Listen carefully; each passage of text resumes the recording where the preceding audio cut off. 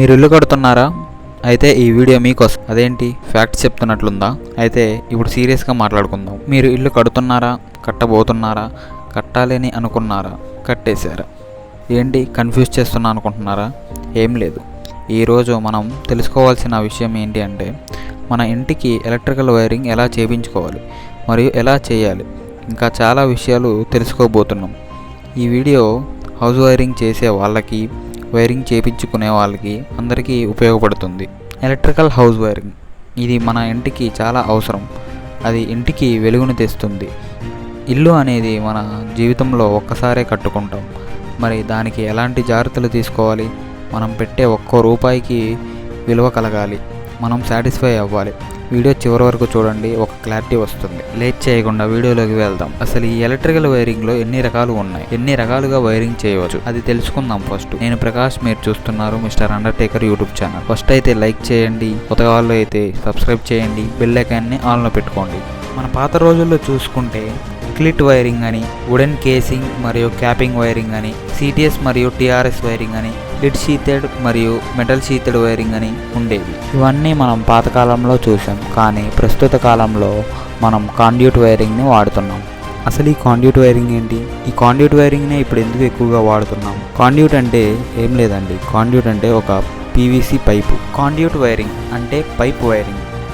ఈ కాండ్యూట్ వైరింగ్లో కూడా రెండు రకాలుగా ఉన్నాయి. ఒకటి సర్ఫేస్ ఆర్ ఓపెన్ టైప్.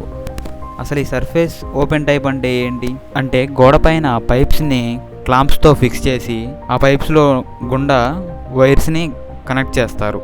ఈ వైరింగ్లో స్విచ్ బోర్డులు, పైపులు, హోల్డర్స్, బెండ్స్ అన్నీ గోడపైన కనిపిస్తూ ఉంటాయి. ఇవన్నీ క్లాంప్స్తో ఫిక్స్ చేస్తారు. ఈ వైరింగ్ని ఎక్కువగా వర్క్షాప్స్లో, ఫ్యాక్టరీస్లో చూస్తూ ఉంటాము. ఇది తక్కువ బడ్జెట్లో అవుతుంది. కొంతమంది ఇళ్లలో కూడా చేయించుకుంటారు, కొంచెం లో బడ్జెట్లో అవుతుందని. కానీ ఈ కాండ్యూట్ వైరింగ్లో మనం ఎక్కువగా చూసేది కన్సీల్డ్ కాండ్యూట్ వైరింగ్. అంటే గోడ లోపల పైప్స్ని గాడి కొట్టి ఫిక్స్ చేస్తారు. ఈ వైరింగ్లో అన్ని గోడ లోపల మాత్రమే ఉంటాయి. స్విచ్ బోర్డ్స్, హోల్డర్స్ ఇవి మాత్రమే బయట కనిపిస్తూ ఉంటాయి. ఇవి నీట్గా మరియు సేఫ్గా ఉంటాయి. ఈ వైరింగ్కి లైఫ్ చాలా ఎక్కువగా ఉంటుంది. మెకానికల్ డ్యామేజ్ ఈ వైరింగ్కి ఉండదు. అంటే పైపులు పగలటం ఇవన్నీ ఏమి ఉండవు. ఎందుకంటే పైప్స్ మొత్తం గోడ లోపల ఉంటాయి కనుక. ఫైర్ యాక్సిడెంట్స్ తక్కువగా ఉంటాయి, తేమ తక్కువగా ఉంటుంది, షాక్స్ ఏమి రావు మరియు వాటర్ ప్రూఫ్. కానీ ఓపెన్ టైప్ వైరింగ్లో ఇలా ఉండదు.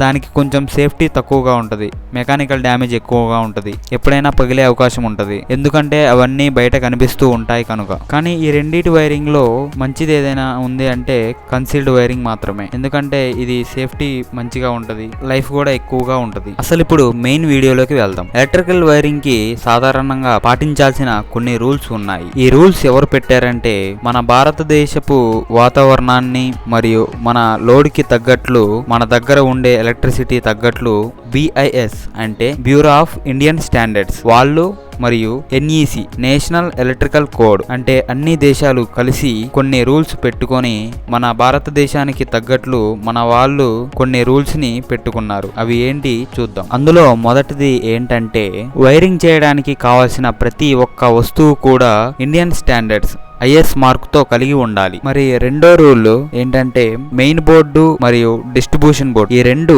ఫ్లోర్ నుంచి 2 నుంచి 3 మీటర్ల మధ్యలోనే ఉండాలి. మరియు స్విచ్ బోర్డ్స్ అన్ని ఫ్లోర్ నుంచి 1.5 మీటర్స్ దగ్గర మాత్రమే ఉండాలి. మూడో రూల్ ఏంటంటే లైట్స్ మరియు లైట్ హోల్డర్స్ అన్ని 2.25 మీటర్లు పైన మాత్రమే ఫిక్స్ చేయాలి. నాలుగో రూల్ అన్ని 3-పిన్ సాకెట్స్ కి ఎర్త్ వైర్ పర్మనెంట్ గా కనెక్ట్ చేసి ఉండాలి. మరియు 3-పిన్ సాకెట్లని బాత్రూమ్స్ లో 1.3 మీటర్ల కంటే తక్కువ హైట్ లో ఫిక్స్ చేయకూడదు. ఐదవ రూలు సీలింగ్ ఫ్యాన్స్ అన్నిటిని 2.75 మీటర్ల పైన మాత్రమే పెట్టాలి. ఆరవ రూలు ఏంటంటే గోడలో అడ్డంగా వేసే పైపులు అన్ని ఫ్లోర్ నుంచి 3 మీటర్ల ఎత్తులోనే వేయాలి. మరి పైప్ సైజ్ ఎంత తీసుకోవాలి? పైప్ సైజ్ ఎంత తీసుకోవాలంటే తక్కువలో తక్కువ 35 సైజు ఉండేలా తీసుకోవాలి. ఎందుకంటే రాబోయే కాలంలో మనం ఏమన్నా ఎలక్ట్రికల్ వస్తువులు పెట్టుకోవాలంటే ఇంకా ఎక్కువ వైర్లు అందులోంచి పంపించుకునేలాగా ఉండాలి. చేయాలి. ఇంకా పెద్ద ఇల్లు అయితే అంగుళం పైప్స్ కూడా పెడతారు. మరి అరంగళం పైప్స్ సంగతి ఏంటి? అరంగళం పైప్స్ కూడా వాడతారు. ఎప్పుడంటే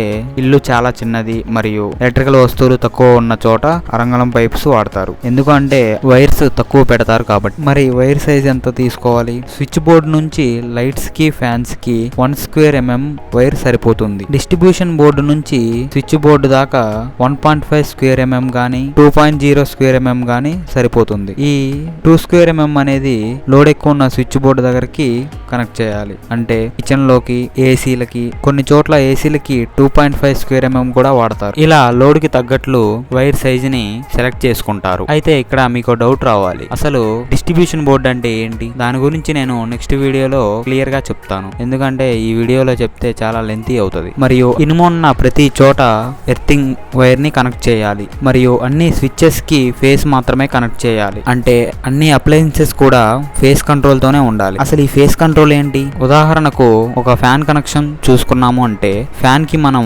2 వైర్లు కనెక్ట్ చేయాలి. అప్పుడే ఫ్యాన్ తిరుగుతుంది. అంటే ఫేస్, న్యూట్రల్. ఫేస్ అనేది స్విచ్ లో నుంచి వెళ్ళాలి. న్యూట్రల్ అనేది డైరెక్ట్ గా ఫ్యాన్ కి వెళ్ళాలి. అప్పుడే మన అప్లయన్సెస్ అన్ని సేఫ్ గా ఉంటాయి. అంటే రక్షణగా ఉంటాయి. మరియు ప్రతి ఒక్క అప్లయన్సెస్ కి సపరేట్ గా స్విచ్చెస్ పెట్టాలి. మరియు వైర్స్ ఫేస్ కి ఒక కలరు, న్యూట్రల్ కి ఒక కలరు, ఎర్త్ వైర్ కి ఒక కలరు అలా పెట్టుకోవాలి. ఉదాహరణకు ఫేస్ కి రెడ్ కలరు, న్యూట్రల్ కి బ్లాక్ కలరు, ఎర్త్ కి గ్రీన్ కలరు అలా సపరేట్ గా కలర్స్ పెట్టుకోవాలి.